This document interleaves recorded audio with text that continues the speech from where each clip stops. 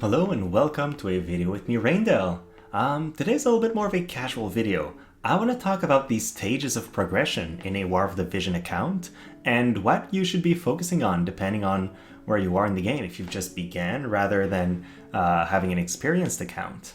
And there are a lot of guides that are very detailed and give you tips and tricks about what to focus on or just general tips for beginners. This is not what we're doing today. We're really taking a more high-level view, just in general. What should a beginner be focusing on? What should an intermediate player be focusing on? And etc.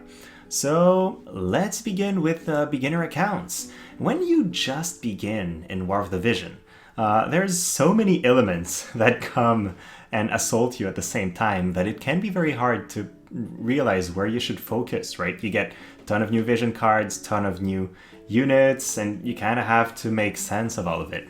But from my perspective, what new players should really be focusing on is pick 3 units of their choice, ideally units that have some synergy between them, so they can work well together in a team, and then try to max them as early as possible.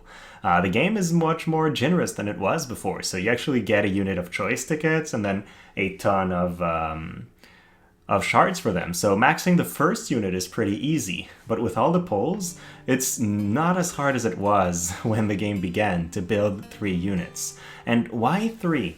Well, here's my thinking. For 1 unit is all you need to farm equipment and most of the goodies, because you can go in multi once you have 1 maxed out unit. 3 units, generally, if they're maxed out, will be enough for you to clear most solo content, even if you could have up to 5 units, because in reality, you'll have 4, including the companion units, that are really strong, so you don't need all the slots in most missions. So you'll be fine for the PvE aspect for most of the game. And then 3 units is what you need for the Guild Wars and the Arena. And while new accounts don't necessarily need to rank very high, it's the first thing to do, right? If you have 3 units that you can max and begin giving them strong stuff, then you can begin slowly getting some decent rewards out of those game modes. You can be accepted in an active guild, and it's kind of the first step. So then when you have those units that are strong, you want to try to give them maxed out VCs, and for that, my recommendation would be pick new VCs that are released, get them on banner, max them out.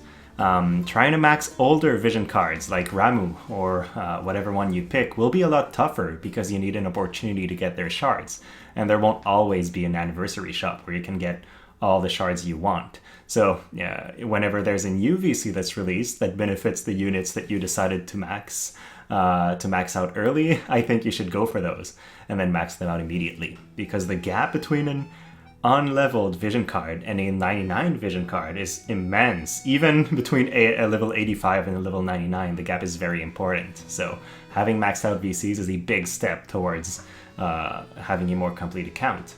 And then newer accounts should have +3 equipment on basically all equipment slots for their characters. And the reason I say that is building a +3 piece of equipment is not too hard. Most quests nowadays give a +3 piece somewhere in the quest, or even if you farm those, it's 1/4 of the work towards building a +5. And I think +5 equipment is something that players who really want to invest time in the game will get, but players who want a decent reward and get like 90% of an item's efficiency with 25% of the work should just focus on +3, and it's not that hard to get those for 3 characters. So once you have like 3 units that are maxed out, that have max VCs and have +3 equipment, you have a solid team that you can use for virtually all content, and that's where your account moves to the intermediate account state.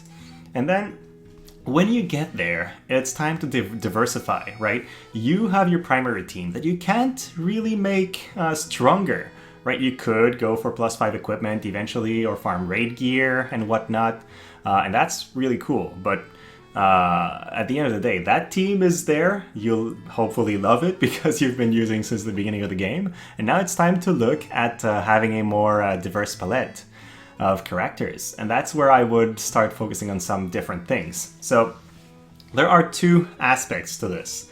The first one is switching your team of 3 towards a team of 5 units. So you want at least 2 new units that have some sort of synergy with your existing characters, and they're really going to be there to help you clear those harder PvE quests that you could not clear otherwise.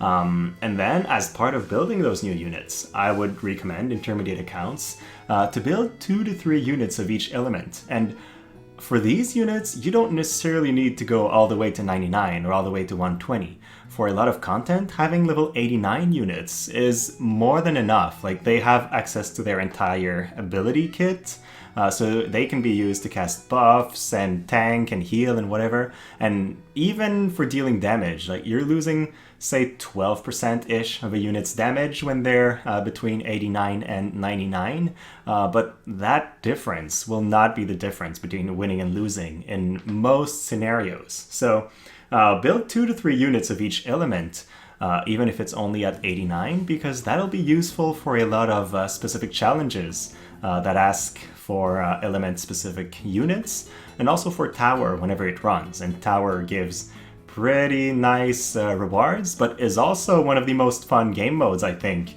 if you're challenging it with teams that are not completely broken and able to solo the entirety of Tower. So that's my thoughts. And then when you're at that point and you're starting to diversify your units, that's also where you should focus on getting different VCs and pieces of equipment and slowly leveling basically everything you have so that you can start using a bit more characters and then using them in different ways. And then when you have a couple units that are built that you can swap around and you're able to clear most PvE content with those units, that's where you move into what I like to think is the advanced account state. And at that point, really, it's time to start having fun with the game instead of focusing on power. So while you're still growing your account, early on, you need to invest all your resources into the same character and try to max them out. And when you pick characters, you kind of have to pick the characters that are stronger or more versatile because you're going to be using them for all the content in the game. But when you have a couple units for each element and you're well off into the game, that's where you can start focusing on the units that you find more fun. You can start working on MR units like I do, or on sleeper units that are not the strongest at most content, but can be good and usable in some very specific content. I would recommend having a full team of 5 for each element eventually, and I don't even have that now, so don't get stressed about that, but that's where you'll be able to clear those element limited quests, and then we will eventually get selection quests that require teams that are element specific of MR rarity and lower. So every account that's in the advanced stage should begin working towards that. That's also the right moment to start working towards very specialized team. There are a couple builds in the game that require very specific gear, very specific vision cards and all that. Examples of those are evasion, right? If you want to run an evasion team, you need to commit very hard to getting the resources for it. And I think it's much easier to do when you have an older account and you already have a bunch of teams that are strong. If you try to run towards evasion right at the beginning, you might exhaust yourself before it happens because you have to get the right card to somehow max them while they're not featured, and then the pieces of equipment that are necessary for it are not necessarily featured all the time. So it's very hard, right? But when you're at an advanced stage, you can do that. Same goes for magic resistant, very specific teams and all that. And also, when you're at this advanced account stage, that's where I shift my focus towards vision cards more than units. You already have a ton of units, probably, and you're probably, like me, not using all of them all the time. Like, I have units that I've built to 99 that I haven't even used yet because there's a lot of resources and we're getting so many shards lately that I can max them, but I don't have opportunities to use them. But at that point, I like focusing my efforts on building more vision cards because I think having more variety in terms of vision cards allows me to use characters in different ways. that are more fun. Like I can run Laswell as an evasion unit, I can run him as a Dragoon, I can run him as a slash focused character.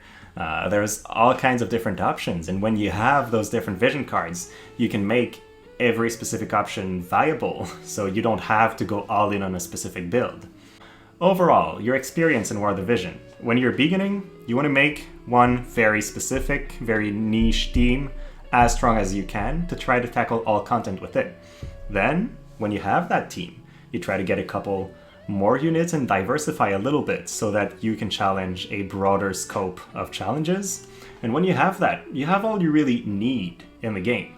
So it's time to have fun, build whatever you like, focus on having different vision cards, and then building some niche builds that you want to use. And I guess that's it. I don't want to go too deep, but I frequently get questions about people who are telling me like, well, maybe one day I'll get there, or how do you have time to invest in all those MR units? Well, I'm at a stage in the game where I have everything I really need, so I'm focusing on what I want rather than what I need. And yeah, hopefully you guys found it interesting. If you did, let me know. I'm kind of trying out a new, more freestyle format where I'm not going very much into detail, but rather having a more of an overview approach. So if you guys like it, good. If you don't, well, I'll focus on other things in the future. As always, thank you so much for your time. If you enjoyed it, please like and subscribe, and then have a great rest of your day.